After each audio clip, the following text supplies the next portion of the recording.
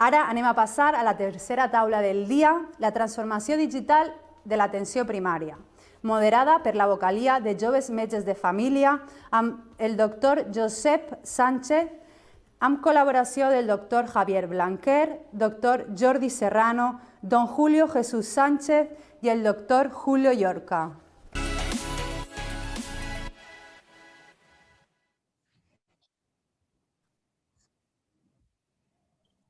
Hola, buenas tardes a todos de nuevo. Nos juntamos de nuevo para continuar con el congreso virtual en esta última mesa de la tarde.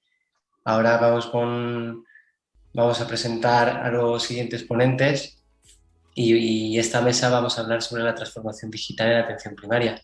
En primer lugar, Julio Jesús Sánchez. Es ingeniero en telecomunicaciones, gestor de proyectos en transformación digital. Doctor Julio Lorca, director de desarrollo de salud digital de KV.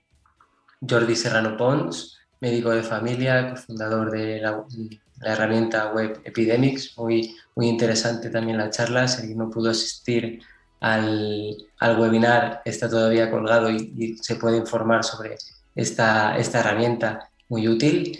Y al doctor Blanquer, conocido también por todos nosotros, médico de familia del Centro de Salud de San Blas en Alicante. Así que, sin más, vamos a comenzar en este debate. Y a mí me gustaría, tal como está la situación o cómo se ha visto la atención primaria, enfocar esta charla a qué cosas podemos mejorar en cuanto a la transformación digital. Está claro que la pandemia se va a quedar atrás, tarde o temprano lo superaremos. Ya estamos viendo cómo poco a poco vamos saliendo de esta situación y cómo hay cosas que se pueden mejorar en cuanto a la atención digital. Entonces, una de las preguntas que caben sería cuáles son estas cosas que pensamos que se tienen que quedar en las consultas o en nuestro día a día de la atención primaria. Si alguien se anima a participar, adelante.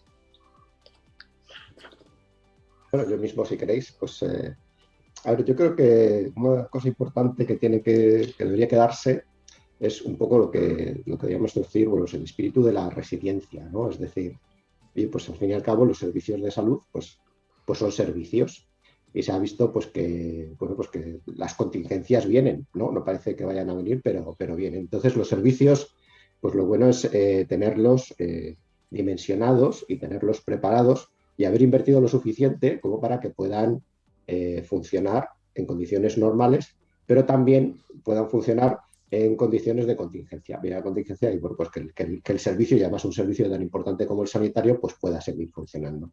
Para esto, pues la transformación digital de la sanidad pues puede ayudar. Por ejemplo, si la transformación digital pues hubiese incorporado antes pues cosas pues como la teleconsulta, y no digo solamente telefónica, sino también videoconsulta u otras formas de comunicación con el paciente, como podrían ser los chats, los cuestionarios u otras, pues esto habría ayudado de algún modo a que bueno, este cierto déficit de atención que evidentemente los pacientes han sufrido, pues se hubiese podido paliar de algún modo. Entonces, yo abogo porque se quede este espíritu de construir servicios que no solamente están pensados para el día a día habitual, sino que también están pensados para pues estar sometidos a condiciones más duras y a partir de ahí, bueno, pues poder resistir y poder seguir prestando servicio en las mejores condiciones posibles. Nos quedaríamos con estos servicios que cada vez vamos a tener que desarrollar y aprender todos a utilizar en nuestras consultas. ¿Qué otras cosas, qué otras herramientas pensáis que se han de quedar? Bueno, yo más que herramientas, yo creo que una de las cosas que debería quedarse es la capacidad que se ha tenido con romper las normas. Es decir, una de las características que ha condicionado esta situación es que se ha roto un montón de normas y se han abierto tres posibilidades.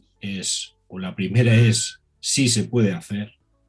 Muchas de las cosas que decíamos, esto se podría hacer, no, porque pues sí que se puede hacer. Luego la segunda condicionante es que también se puede dejar de hacer cosas para poder hacer, y esto es algo que la tecnología nos lo ha facilitado, nos lo ha condicionado, y que la situación en la pandemia ha desarrollado el que podamos ir a lo importante y dejar de hacer cosas que eran intrascendentes.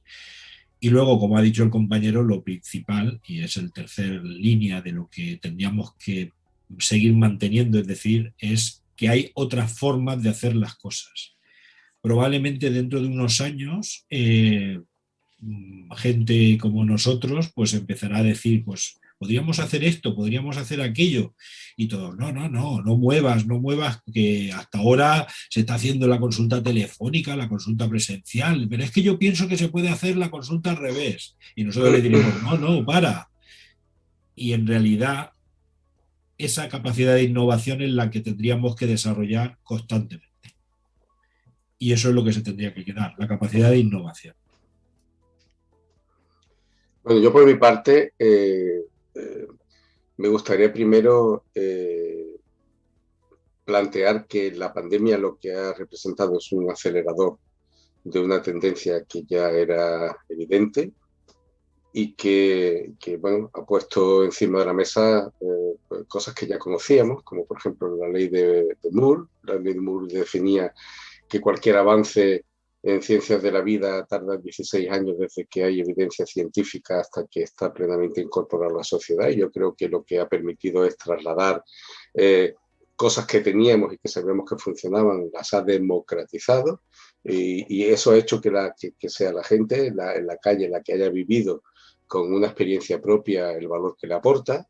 Cuando los teléfonos de los servicios públicos no sonaban, ni el 061 ni el 112, pues había alternativas, vías alternativas que la gente se buscaba.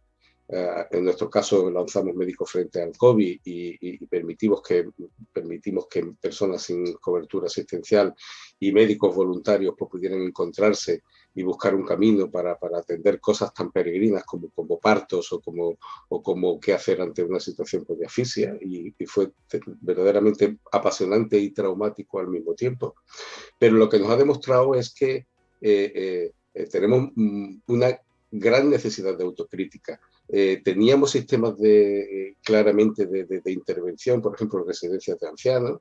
Teníamos tecnología que había demostrado una alta efectividad, como por ejemplo la monitorización remota de pacientes cardíacos. Teníamos experiencias en Cataluña diversas y en muchas partes, y sin embargo se ha muerto la gente en residencias donde algo tan elemental como tener un tensiómetro, un pulsosímetro y un termómetro nos hubiera permitido saber que esa persona entra en un pico de hipoxia y haber podido seleccionar a quién atender de una forma inmediata, ¿no? Yo creo que hay que interpretar de una forma, digamos, dual. Por un lado, la satisfacción de la aceleración que nos va a permitir separar el polvo de la paja, quitar mucha grasa al sistema, pero por otro lado nos debe llamar la atención a los responsables de que muchísimas muertes se podrían haber evitado si hubiésemos sabido escuchar a tiempo lo que teníamos a nuestra disposición, las demandas no cubiertas, y entre ellas está, pues creo que la gran lección que nos ha dado la residencia de la tercera. No sé si Jordi quieres añadir algo también al debate. Muchísimas gracias. No sé si habéis hecho expresamente, ¿no?, de poner la charla de la mesa redonda de salud digital después de la primera de investigación y la segunda de comunitaria, pero yo creo que realmente lo que ha acabado de significar la pandemia es que la investigación, en el primer caso, podría ser fundamental, y que la salud comunitaria, ¿no?, las desigualdades, pues son fundamentales, y la pandemia lo ha demostrado, ¿no? Entonces, fijaros una cosa, los médicos de familia han estado la mayor parte del tiempo atendiendo o contact tracing o casos menos importantes, pero haciendo de muro, y como decían los compañeros, no ha sido reflejado esto de cara a la sociedad, ¿no?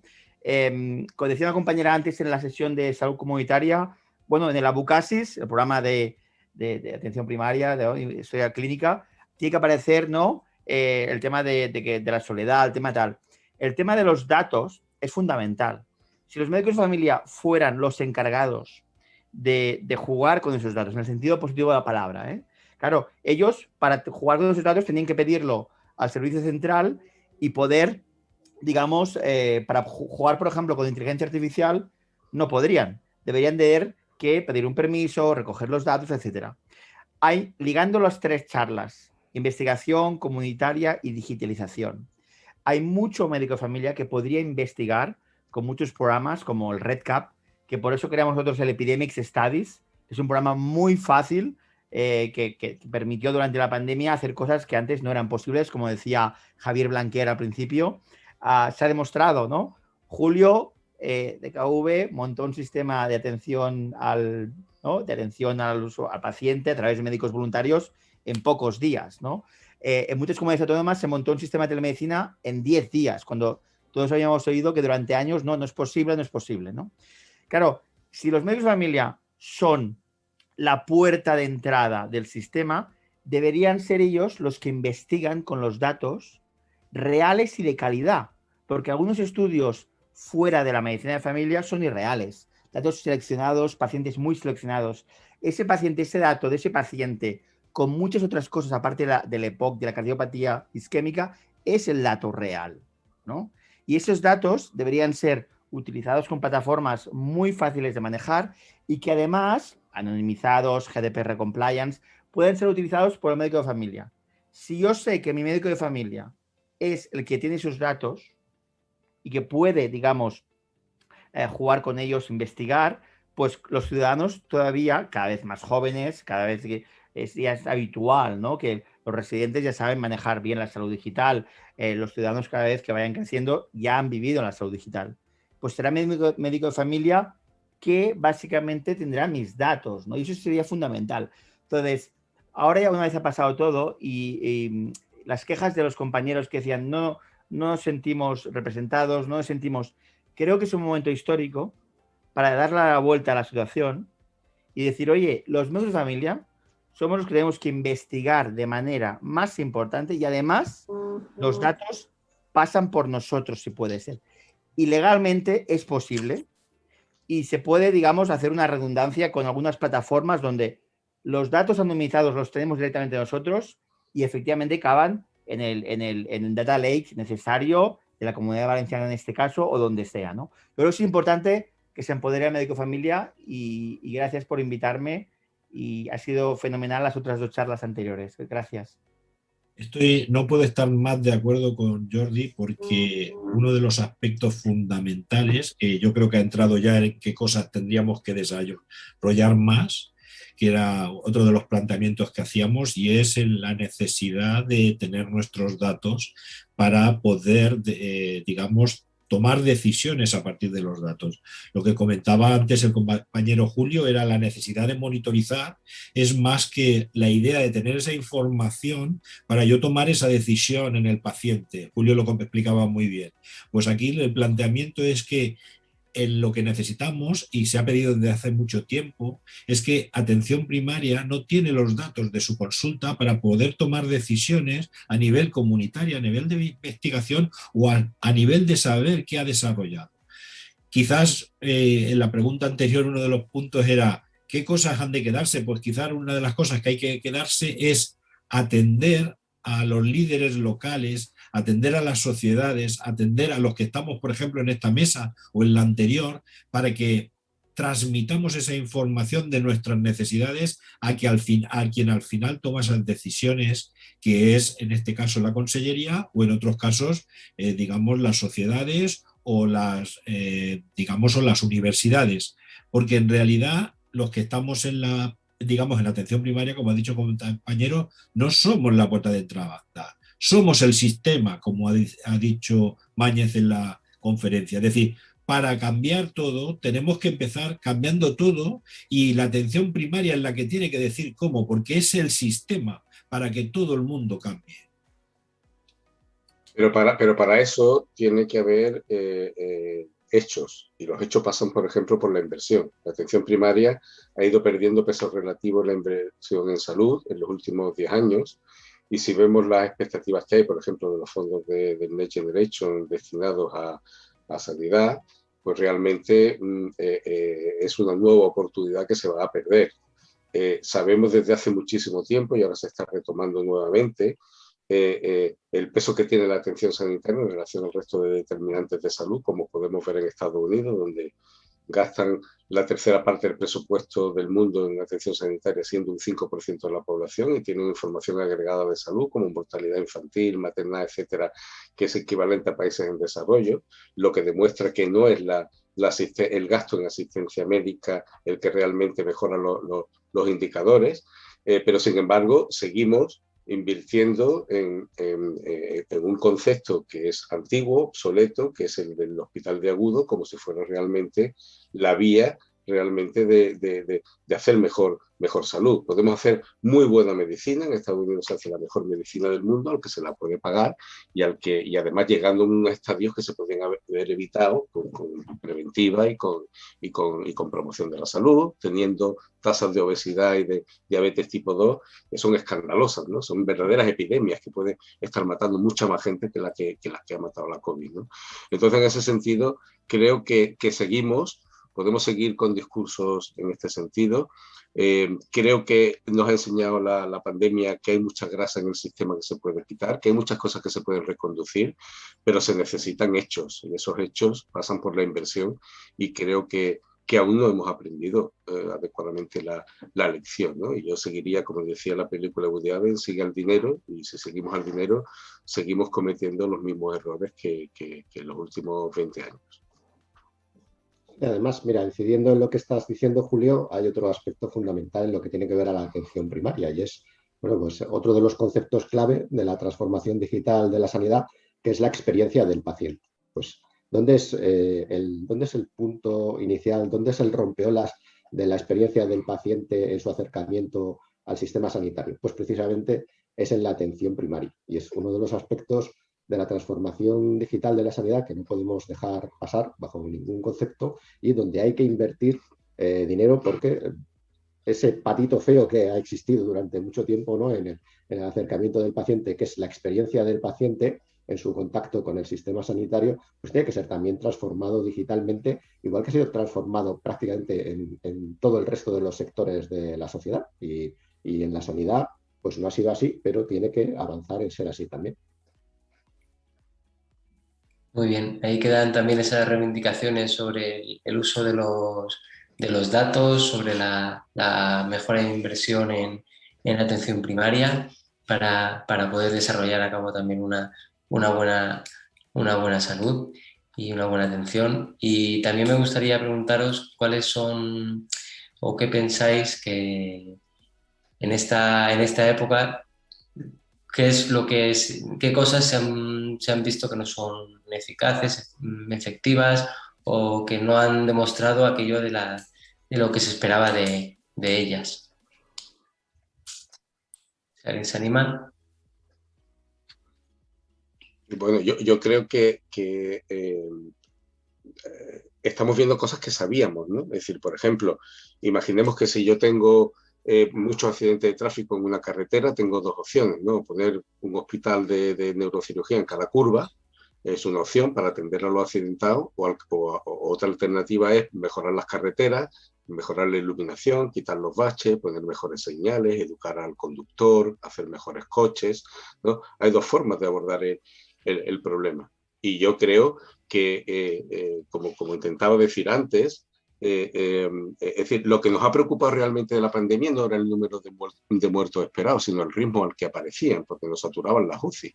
Pero es que no teníamos alternativas que realmente tecnológicamente estaban disponibles, como para habernos anticipado descompensaciones respiratorias y haber podido intervenir en el domicilio o en la residencia. Uno de los grandes retos que vamos a tener a partir de ahora, lo mismo que la atención primaria fue el gran salto que tuvimos a partir de Alma-Ata en comparación con el modelo hospitalocentrista, yo creo que el gran reto que tenemos ahora mismo es dar un paso más hacia la ubicuidad, que eso quiere decir movilidad, quiere decir hogar. Y lo que tendremos que empezar a plantearnos es que hay muchísimas cosas que se hacen en un lugar y que probablemente se podría hacer en un sitio menos complejo y más barato. Y ya no solo digo en el centro de salud, digo en el hogar y digo en movilidad. Es lo que yo llamo pues, la salud ubicua, ¿no? Donde creo que lo digital ya es consustancial, hay que hasta quitarlo, ¿no?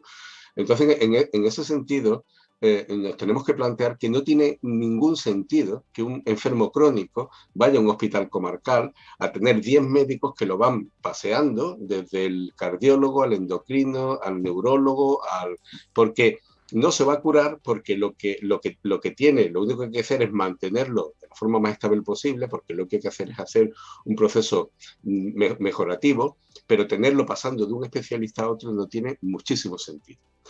Lo que tiene realmente sentido es que haya alguien que coordine esas necesidades de una forma holística, y eso pasa pues por el médico de primaria, pero pasa también por lo que hemos visto en la conversación, en la charla anterior, por la intervención comunitaria. Y ahí están los agentes de salud, que son familiares, cuidadores, etcétera, y el autocuidado, es decir, la formación en cómo afrontar tu estado utilizando las herramientas que tienes a tu disposición.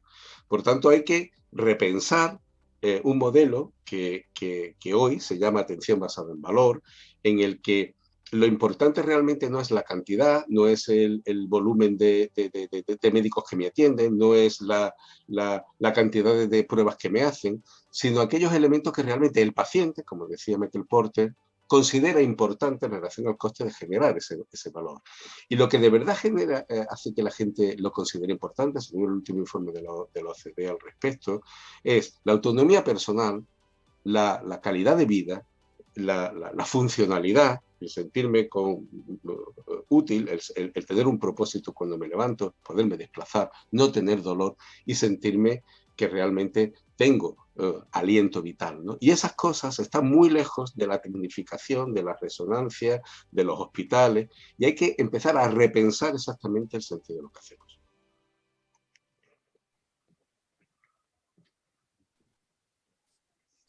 Bien, ese cambio de paradigma, el médico de familia, creo que, tal como se comentaba también en las charlas, en las mesas anteriores, creo que los médicos de familia tenemos que reivindicar ese cambio en el paradigma de la salud, ser protagonistas con nuestros pacientes, cambiar el modelo de esto. Pero eso cuesta, como comentabas antes, Julio, eso cuesta inversión, cuesta recursos, pero como comentaba en la anterior mesa, creo que los médicos de familia tienen que seguir investigando, tienen que estar al pie del cañón y tenemos que dar la cara, no podemos quedarnos atrás, por supuesto. Adelante, Jordi, sí. No, que yo creo que es un momento histórico, ¿no? Que decía Julio también de los fondos europeos. Vamos a ver, porque parece ser que los fondos europeos no van a ser utilizados en sanidad, lamentablemente, tanto como se pensaba, ¿no? Pero si en estos momentos toda la familia de la familia comunitaria, ¿no? Las 3 asociaciones en general, todo el mundo, enfermería, ¿no? No se construye un equipo, ¿no? Que pueda pues, elegir, ¿no? Digamos, coordinar pues, los agentes comunitarios, ¿no? Los pacientes los debemos escuchar con la tecnología, como decía Julio, pero ya no es eso. Está el tema del PREMS, que sabéis, el Patient Self-Report Outcome, Patient Self-Report Evidence, que va en esa sintonía, ¿no? De la salud digital basada en el valor. ¿Sabemos para cada paciente qué es lo importante? No lo sabemos, porque otra vez tenemos a ese médico de familia que no tiene los datos de ese paciente, ¿no? Lo que decía Julio también, ¿no? Tenemos la tecnología, yo me pasé en más de 100 domicilios poniendo pulsis, tuvimos suerte en ese barrio en Barcelona, ¿no? El barrio Guinardó, que tuvimos los pulsis, teníamos unas EPIs y ahí tuvimos controlados a unas cuantas personas. Esa tecnología existe, ¿no? Y se podía haber utilizado de forma masiva, ¿no? La educación de la población.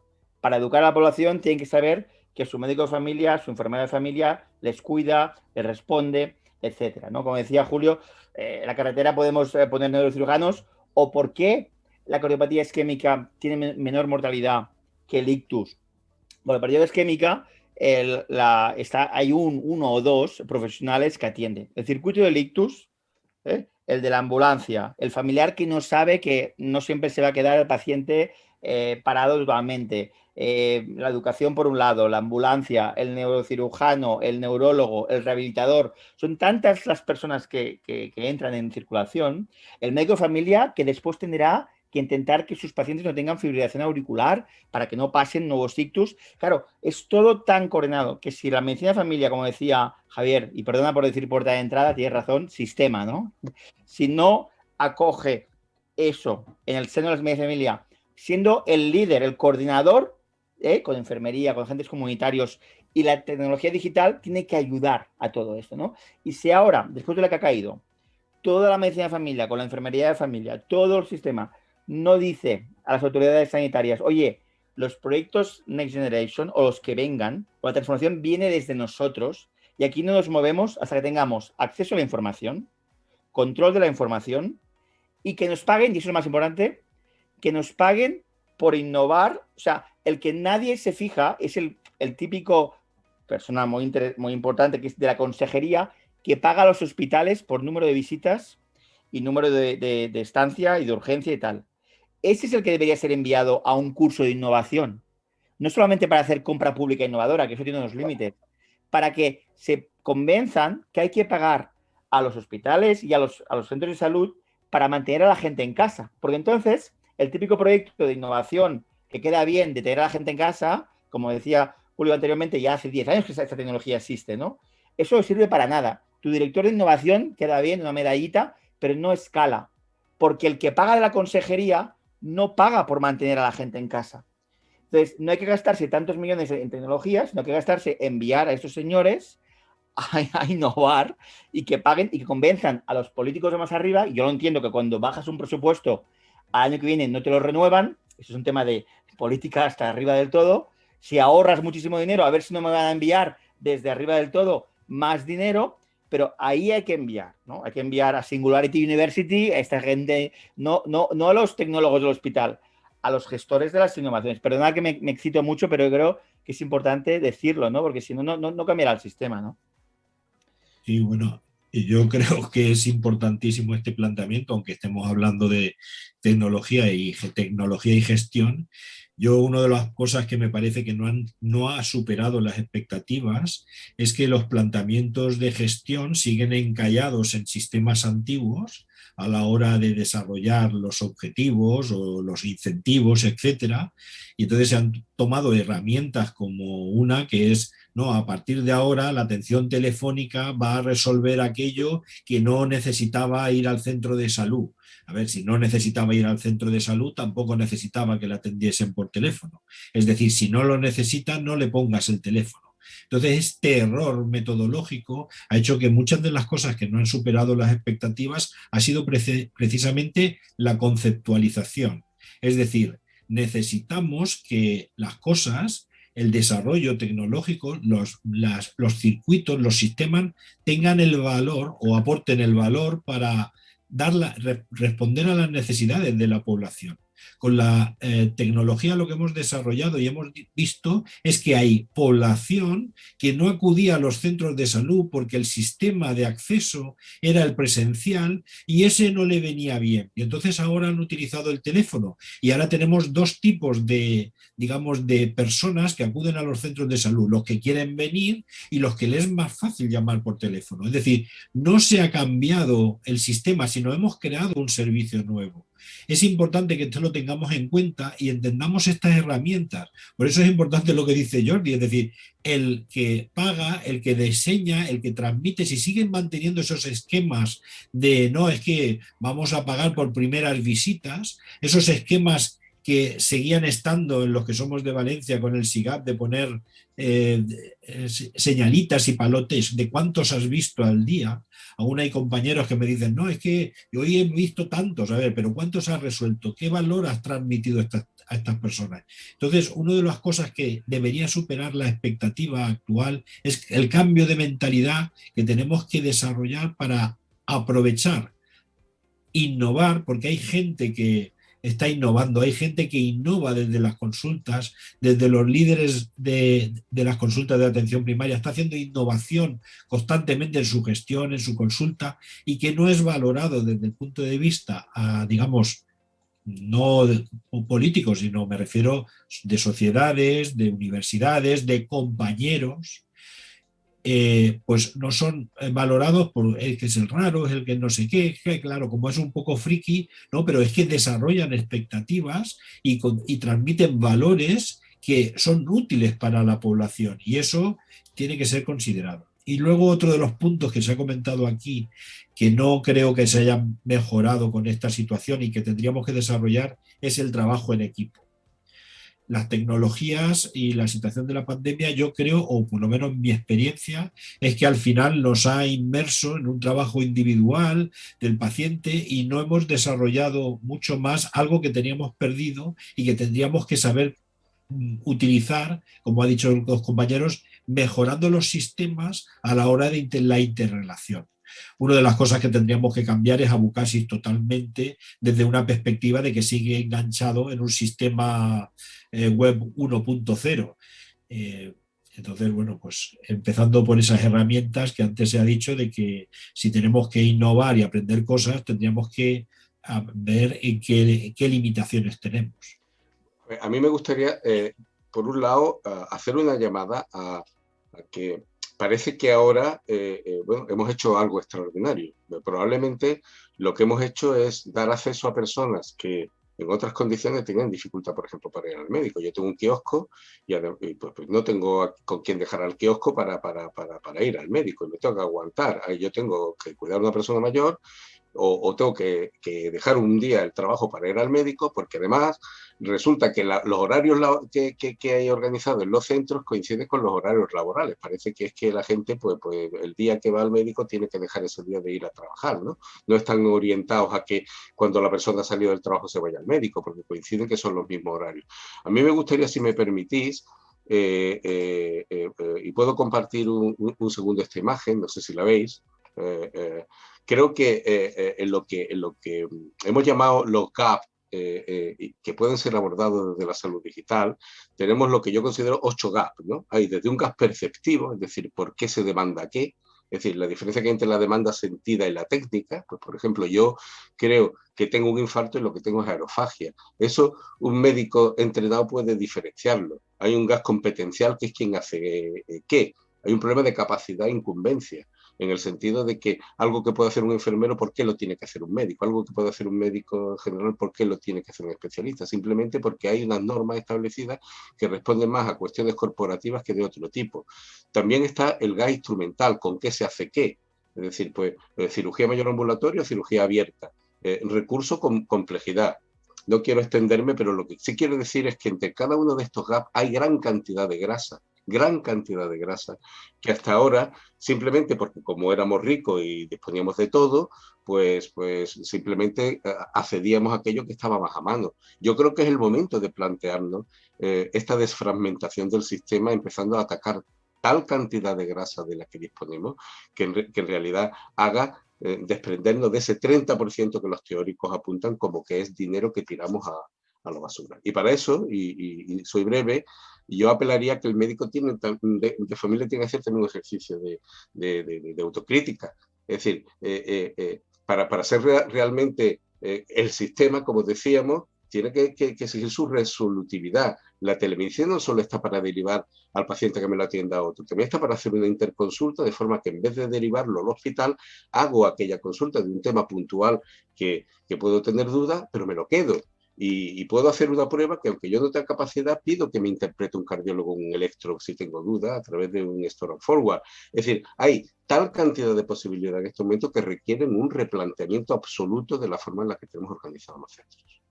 Y disculpa por compartir la y fíjate en qué fecha ha firmado esta presentación, antes de la pandemia. Sí, no, esto tiene tiempo, porque esto está basado en lo que llamamos el Lean Healthcare, ¿no?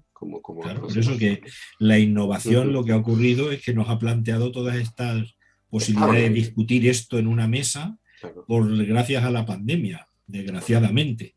Entonces, fijaros que todo esto son planteamientos que están ahí enquistados y que no están superando la expectativa, porque lo tenemos que desarrollar y cada vez avanzar más.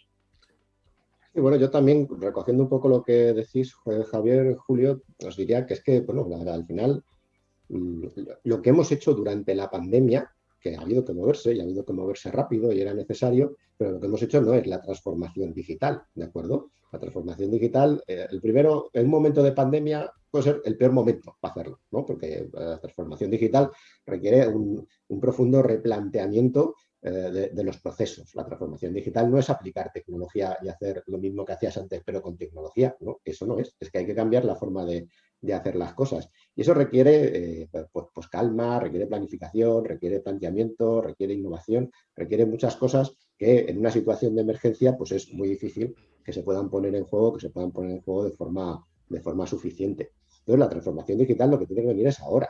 Es ahora cuando cuando pase la pandemia, pues primero tener los medios para invertir en transformación digital. Y segundo, tener los recursos y el tiempo y la inteligencia y la materia prima, que al final pues los profesionales que le puedan dedicar tiempo a esto, de repensar cómo va a ser, oye, pues la sanidad del futuro, pero la sanidad del futuro, aplicando tecnología también, por supuesto, pero cambiando sustancialmente la forma de hacer sanidad para tener unos servicios sanitarios mejores y más resilientes. Muy bien, aquí quedan estas reflexiones. Nos quedan apenas 1,5 minutos, 2 minutos. Si alguien quiere muy brevemente concluir, adelante, Javier. No, yo no quiero concluir. Yo siempre voy a decir una cosa, y es que gracias a la tecnología podemos estar todos conjuntos en pijama. Es cierto que dentro de unos años o el año que viene lo que tendríamos que hacer es hacer un congreso en el que todos vayamos en pijama al congreso, pero presencialmente. Yo creo que esto es empatía con los pacientes, ¿eh? Esto es vivir como ellos nos reciben a nosotros cuando no pensamos que cuando se abre en un hospital unas puertas batibles y hay alguien que está con la batita y los calzoncillos, la braguita con la cintita detrás, y allí entra uno y sale y el otro, y la persona se siente allí como diciendo, soy como una ratita metido aquí en una cajita. Yo creo que debíamos de hacer este reto y decir, vamos a ponernos como los pacientes con batita, con lacito y con la espalda descubierta y vamos a hablar con ellos, ¿no? O sea, te agradezco porque me parece muy significativo de lo que es empatía. Sí, señor, ha sido un momentazo. Y nada más, concluir esta mesa a la última de la tarde. Daros a todos la enhorabuena y las gracias por la participación. Recordar a los oyentes que mañana tienen el mismo link, se podrán conectar a la misma hora, y que tienen en el chat tienen las instrucciones del divertido bot, donde se va a sortear una inscripción para el Congreso de Palma de este año. Así que, sin más, muchas gracias a todos y nos vemos pronto. Un saludo. Un abrazo a todos. Gràcies, un abrazo. Gràcies. Bé, pues així hem tingut totes les taules de debat de la primera jornada. Esperem que us hagi agradat i hàgiu disfrutat del dia. Us esperem demà a les 5 de la vesprada amb més taules de debat, els premis i l'espectacular taula de clausura de la mà del conferenciant Don Alfonso Alcántara. Fins demà.